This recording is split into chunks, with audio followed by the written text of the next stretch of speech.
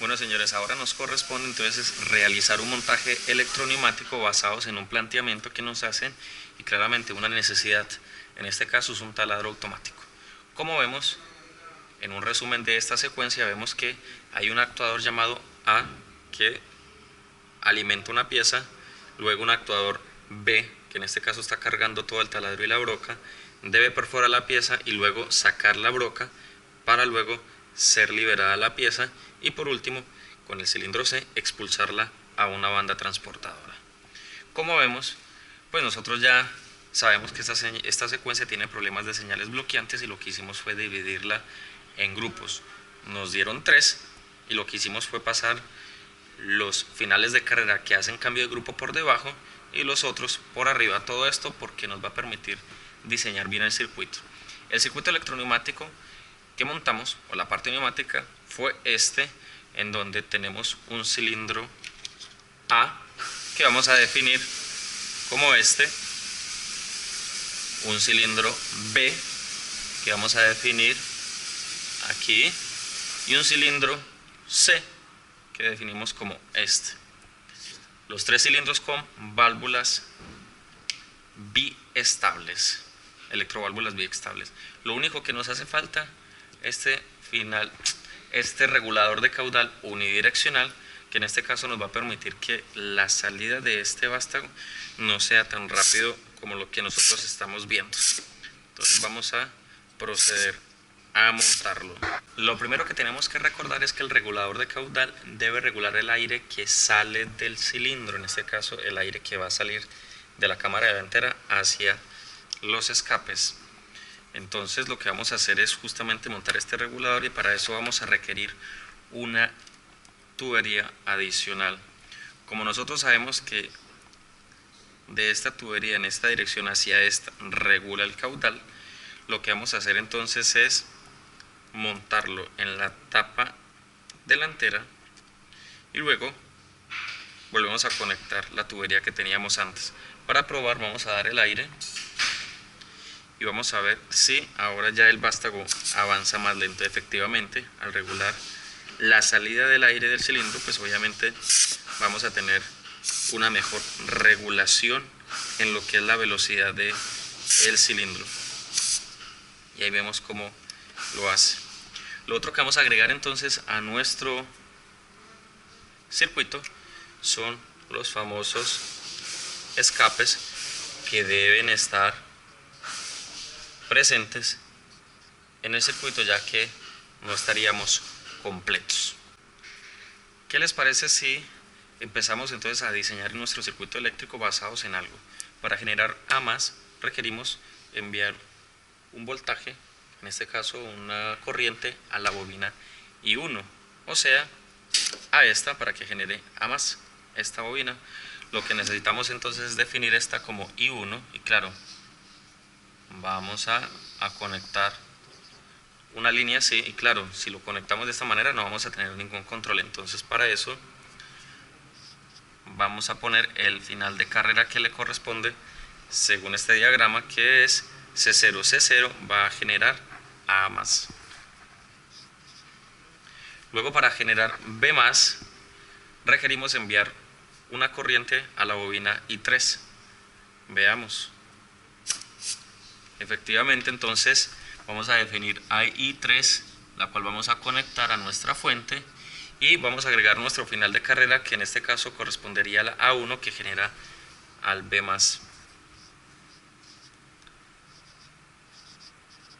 Y así sucesivamente podríamos ir entonces agregando a nuestro circuito todos los finales de carrera y a nuestras bobinas. En el mismo orden de la secuencia tenemos B-, o sea, I4, que es generado por un sensor B1. Luego necesitamos hacer una menos, que se genera con un I2, y que es comandado por el final de carrera B0. B0 va a generar A+. Luego vamos a requerir generar la fase C+, que en este caso corresponde a la bobina I5. y esto comandado o generado por el final de carrera llamado A0. Por último tenemos E-, que en este caso corresponde a la bobina I6 y que es comandado o maniobrado por el final de carrera C1. Si conectásemos de esta manera el circuito eléctrico, pues obviamente sabemos que vamos a tener problemas de señales bloqueantes. Entonces, ¿qué fue lo que aprendimos? El método paso a paso, y vamos a proceder por esa parte. Para esto vamos a proceder entonces a quitarle la alimentación directa a todo lo que son las bobinas y sensores, y lo que vamos a hacer entonces es generar una especie de 24 voltios controlado. Y según lo dice este diagrama, entonces tenemos las dos primeras fases A más B más conectados de un mismo grupo. En este caso la interconectamos. Y claramente ese famoso 24 voltios podría ser comandado entonces por un contacto K1. Ya vamos a ver a qué corresponde. Bueno, ustedes saben que pertenece a un relé. El siguiente grupo, el número 2, le corresponden 3 fases. Entonces interconectamos I4, I2 e I5 porque corresponden al B-, A-, C+. Y esta línea comandado con un contacto que vamos a definir como K2. Y el último grupo tenemos entonces el C- y el cual le vamos a conectar un contacto llamado K3.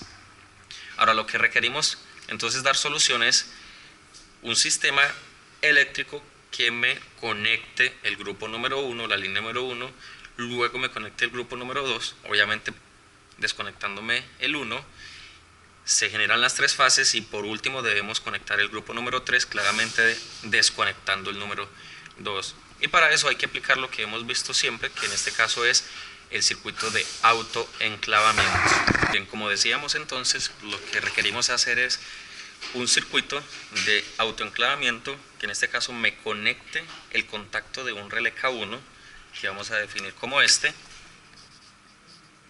que permanezca en el tiempo lo suficiente como para que se genere la fase A más B más cuando energizamos Y1 Y3. Luego tenemos que pasar al K2, energizar K2, en este caso cerrar el contacto y abrir a K1. Entonces definimos este relé como K2 y por último un K3. Nuestro circuito de autoenclavamiento, una parte que energiza, una parte del circuito que desenergiza o es el que apaga y una parte que memoriza. Prende, apaga, memoriza, hablando respecto del K2.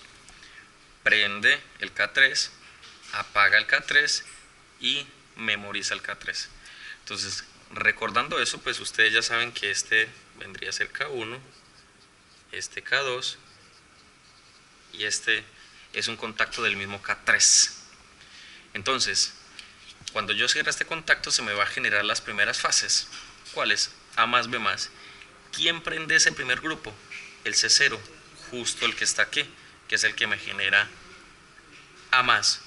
Lo que yo les propongo es saquemos el C0 de aquí, conectamos esta línea directo y lo que vamos a hacer es montarlo como este contacto para que me encienda el grupo número 1. Si energizamos K1, claramente luego de pulsar un botón Start, se autoenclava, se cierra el contacto K1, se me va a generar A más efectivamente y luego de que se genera A más tocando la 1, pues se va a generar el B más. ¿Qué debería pasar luego? Según esto, se toca el B1 para generar B menos y en este caso antes de eso prender el grupo número 2. B1 que está aquí, en esta primera fase dentro del grupo número 2, podemos sacarlo y llevarlo al grupo o al circuito de control para que me encienda el grupo número 2. Si conecto la bobina K2 y se autoenclava, el contacto se cierra y me va a generar B menos, luego se toca B0 para generar A menos y por último se va a tocar el A0 para generar la fase C más. Obviamente, cuando se prende K2 debemos apagar K1 y es por esto que decimos que un contacto K2 normalmente cerrado lo vamos a agregar en esta parte del K1.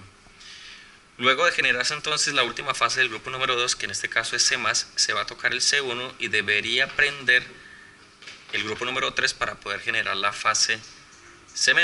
O sea, acá dijimos el C1 lo podemos entonces también sacar de este circuito para llevarlo al cambio de grupo, que en este caso sería aquí. Si logramos prender entonces el relé K3, obviamente nos corresponde apagar el K2 y para eso agregamos un contacto K3 en el circuito del K2. Al energizarse K3 se cierra K3 y se hace C-. Ahora ustedes se preguntarán qué pasa con estos contactos que tenemos acá. Para garantizar de que los grupos se van a prender de forma secuencial, o sea que del grupo número 1 no me salte el grupo número 3 o 4, 5, 6 que tenemos más grupos, pues lo que podemos hacer es ir preparando el siguiente grupo. En este caso con K1, con un contacto de K1 podemos preparar el siguiente y así condicionamos a este grupo número 2 para que solamente se va a encender cuando K1 esté prendido. Lo mismo va a ser con el grupo número 3. Se va a encender siempre y cuando el grupo número 2 esté encendido, por eso lo condicionamos acá con un K2.